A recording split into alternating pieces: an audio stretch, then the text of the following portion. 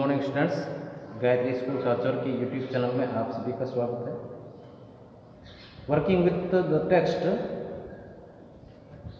के क्वेश्चंस जो है हम कर रहे थे सेकंड लेसन द सुनामी के, जिसमें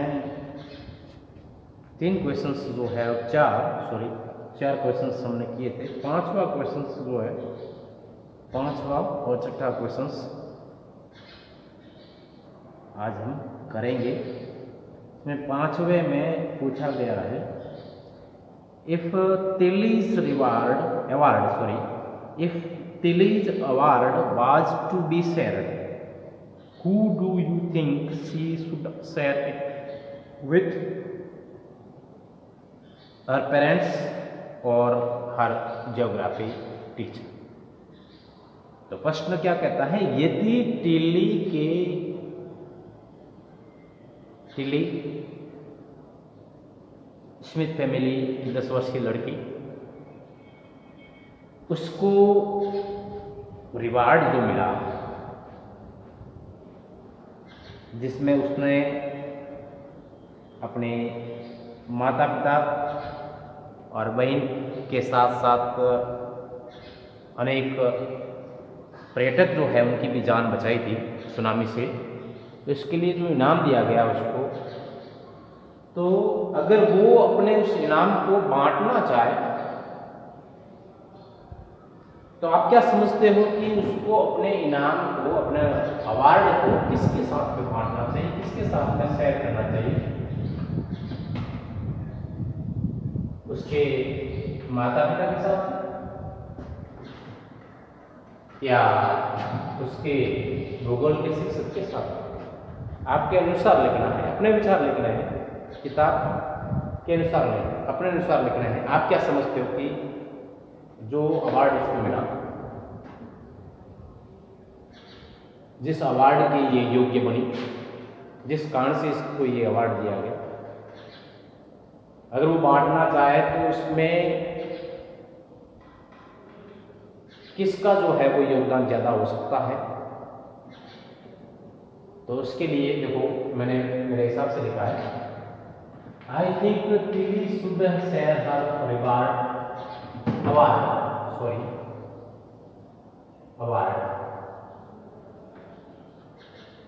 अवार्ड विथ हर ज्योग्राफी। उसको अपने अवार्ड को अपने भूगोल शिक्षक के साथ में बांटना चाहिए, क्योंकि because of him she could get such an important information and was able to make out that it was tsunami। क्योंकि उसके भूगोल के शिक्षक के कारण ही उसको इस बात की या इस प्रकार की सूचना जो है, महत्वपूर्ण सूचना जो है वो मिली, और वह इस बात का पता लगाने के योग्य हुई कि जो है वो सुनामी आने वाली है। कहने का मतलब ये हुआ कि जब उसने कक्षा में एक वीडियो देखा सुनामी के बारे में, जो कि उसको उसके भूगोल के अध्यापक जी ने दिखाया था और उनको ये समझाया था कि सुनामी जो आती है तब किस प्रकार की प्रतिक्रियाएं समुद्र में होती है और सुनामी क्यों आती है, ये सभी चीज़ें उनके लड़की के भूगोल के शिक्षक ने जो है वो कक्षा में बताई थी।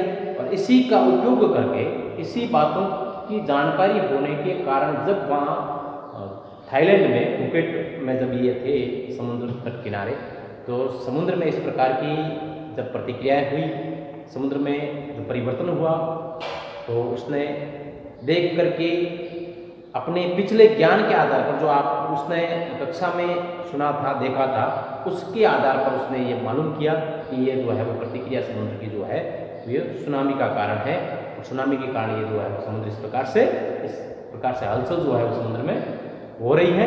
और उसने अपने माता पिता को वो चीज़ बताई और फिर जो है वो सुरक्षित एक होटल की 3री मंजिल पे चले गए।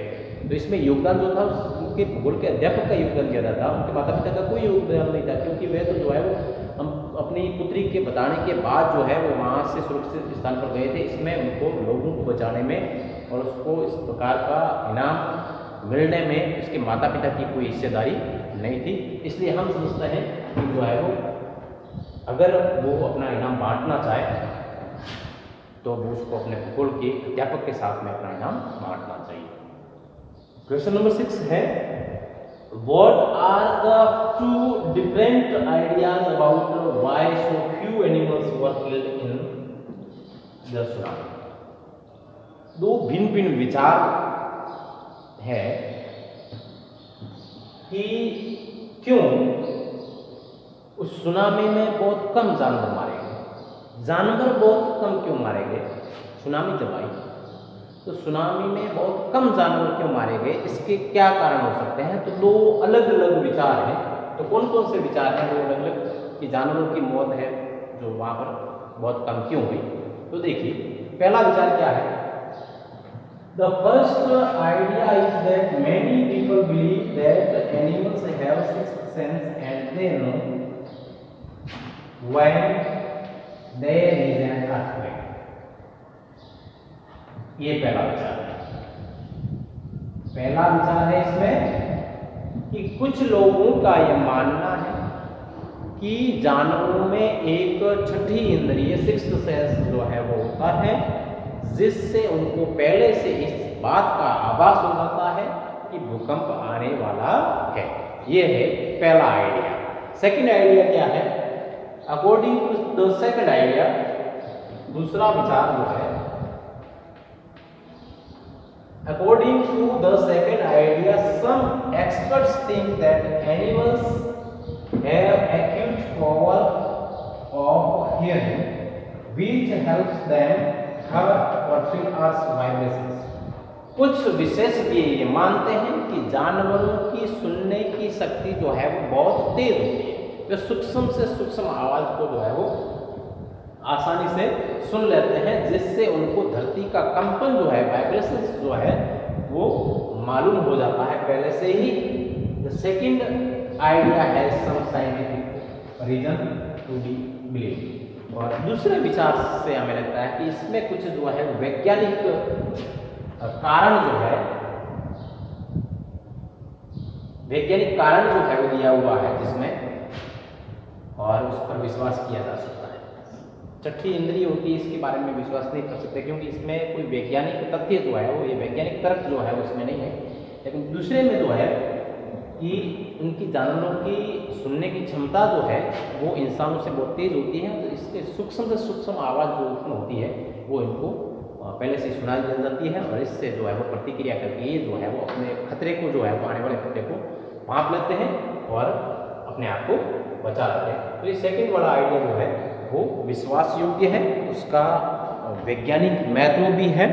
तो इस प्रकार से ये दो क्वेश्चंस जो है आप इनका स्क्रीनशॉट ले लें और उसके बाद जो है कॉपी में करें। अब इससे नेक्स्ट जो है हमारे सामने वो है वर्किंग विथ द लैंग्वेज है। तो कुछ भाग जो है ग्रामर का कुछ भाग है, तो मैं चाहता हूं कि आपको किस प्रकार समझा देता हूँ किस प्रकार से इसको करना है। प्रश्न क्या कहता है, अब आपके सामने एक्सरसाइज वर्किंग विथ लैंग्वेज में दूसरा प्रश्न है। पहला प्रश्न जो है वो आपको नहीं करना है। पहले प्रश्न में कुछ जो है वो मूवमेंट्स दिए हैं, स्लो मूवमेंट्स, फास्ट मूवमेंट्स। तो मूवमेंट्स वाले जो शब्द हैं उन शब्दों को जो है वो आपको ढूंढ करके लिखना था पहले पार्ट में से। ज़्यादा महत्वपूर्ण नहीं है इसलिए जो है इसको करना भी ज़रूरी नहीं है। सेकंड जो प्रश्न है, सेकंड वाला, fill in the blanks in the sentences below. निम्नलिखित वाक्यों में खाली जगह भरना है। हिंट्स जो है वो आपको दिया हुआ है कोष्टक में। कोष्टक में जो शब्द दिया है उसका सही रूप जो है वो कह सकते हैं कि आपको जो है वो खाली जगह में भरना है। तो पहला सेंटेंस जो है लिखा है, the earth trembled but not many people felt the tremble. Tremble का सही रूप पढ़ना है इसमें। धरती या पृथ्वी कांपी, लेकिन बहुत सारे लोगों ने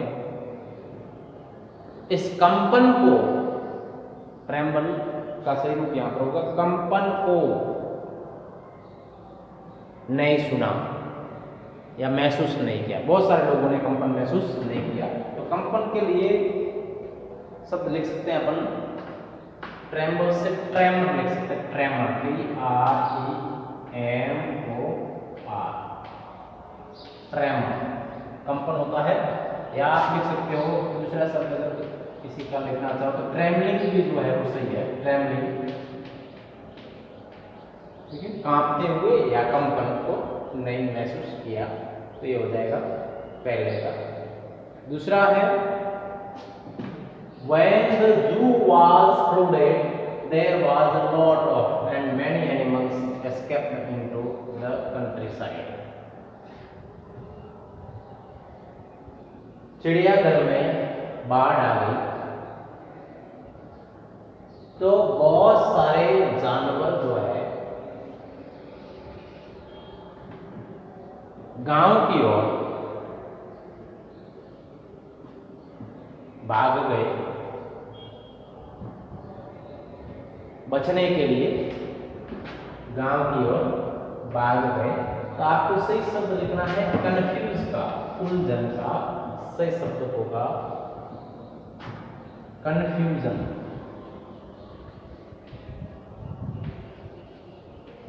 CUNFUSION, भ्रमित होकर के, हड़बड़ी में भ्रमित होकर के गांव की ओर भाग गए बचने के लिए। तीसरा जो है we heard with that the lion had been recaptured। हमने जब ये सुना कि शेर जो है वापिस पकड़ लिया गया है, तो हमें जो है वो रिलीव का लिखना है ऐसा शब्द जो कि उचित हो वाक्य के अनुसार। तो एक शब्द बनता है रिलीव से रिलीव, राहत। तो हमने जो है वो राहत महसूस की जब हमने ये सुना कि शेर को जो है वापिस पकड़ लिया गया है। रिकैप्चर, पुनः पकड़ना। चौथा, the zookeeper was stuck in a tree. चिड़ियाघर का रखवाला जो है, देखभाल करने वाला जो है, वो एक पेड़ में फंस गया, stuck in a tree, and he's was trapped by the TV crew. और इस बात को जो है वो एक टीवी दल के द्वारा फिल्माया गया। इस रेस्क्यू को, ये जो बचाने का ऑपरेशन जो था उसको जो है टीवी के द्वारा फिल्माया गया।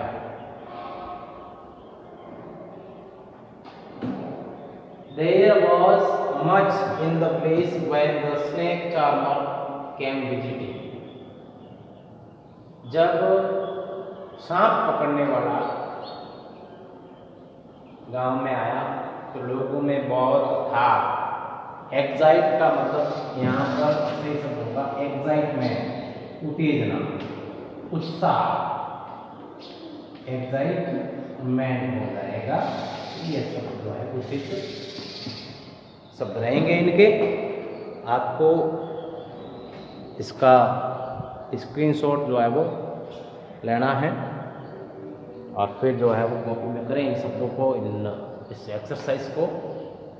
अब हमारे सामने इसके बाद में जो है इसी एक्सरसाइज का तीसरा प्रश्न जो है वो क्या है,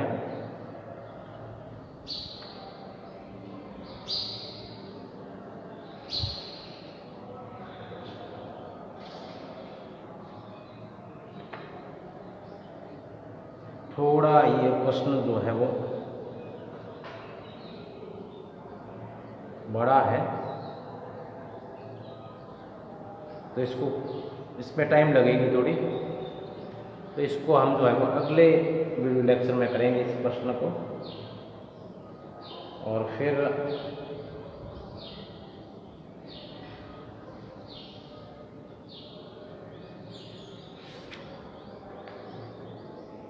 से आगे वाला स्पीकिंग एंड राइटिंग में जो है वो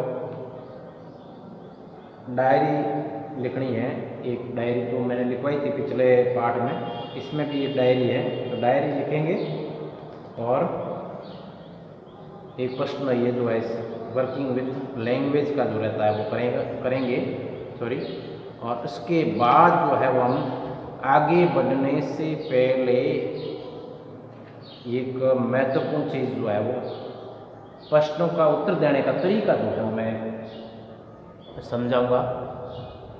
जैसे कि प्रश्न आप आसानी से जो है वो प्रश्नों का उत्तर ढूंढ करके उसको सही व्यवस्थित रूप से जो है वो बिना किसी का सहारा लिए लिख सकें, ये तरीका मैं ये पार्ट पूरा होने के बाद इसकी एक्सरसाइजेज जो है वो कंप्लीट करवाने के बाद जो है वो मेरा प्रयास रहेगा कि मैं आपको प्रश्न के उत्तर देने का तरीका, चाहे वो प्रश्न पैसेज के हो, चाहे प्रश्न पाठ के हो, या कहीं से भी डाले हुए प्रश्न हो, आप उनको व्यवस्थित रूप से जो है वो सही पैटर्न के अनुसार जो है वो किस प्रकार से उत्तर दे सकते हो, ये तरीका मैं बताने का प्रयास करूंगा। जिससे कि आजकल जो है वो प्रत्येक क्लास में, खास करके बड़ी क्लासों में 9th 10th 11th 12th प्रश्नों पर जोर ज़्यादा दिया जाता है। चाहे वो प्रश्न पैसेज के हो या प्रश्न पाठ के हो, तो प्रश्न दिए जाते हैं। प्रश्न में हम क्या करते हैं, या तो उठा कर कैसी ऐसी लाइन लिख लेते हैं, या फिर टूटा फूटा जो है उसमें कहीं वर्ब को पहले रख दिया, कहीं सब्जेक्ट को पहले रख दिया, कहीं ऑब्जेक्ट को पहले रख दिया, कहीं कुछ जो है एडवर्ब वगैरह जो है पहले रख दिया। हमको ध्यान नहीं होता कि कौन सी चीज़ को कहाँ कैसे रखना है, सही पैटर्न ध्यान नहीं होता, तो इसलिए बहुत सारी गलतियाँ हम जो है उसमें करते हैं। तो ये गलतियाँ ना हो, और आगे भी आप जो है वो आप प्रत्येक पार्ट के प्रश्नों को, जो कंप्रीहेंशन चेक वाले और दूसरे प्रश्न जो है वो आप ढूंढ करके खुद जो है उस टेक्स्ट बुक का जो आपका पार्ट है उसमें से खुद ढूंढ करके उसका प्रयास कर सके। इसलिए मेरी ये इच्छा है कि मैं जो है वो आपको ये प्रश्नों का उत्तर देने का तरीका जो है वो विधिवत रूप से आपको बता दूं। तो इस पार्ट की एक्सरसाइज आगे वाले एक वीडियो लेक्चर में जो है इस पार्ट को मैं ये समाप्त कर दूंगा, उसके बाद जो है वो तरीका मैं आपको बताऊंगा। तो आज जो है वो इस वीडियो लेक्चर को जो है मैं यहीं समाप्त करता हूँ। Thank you.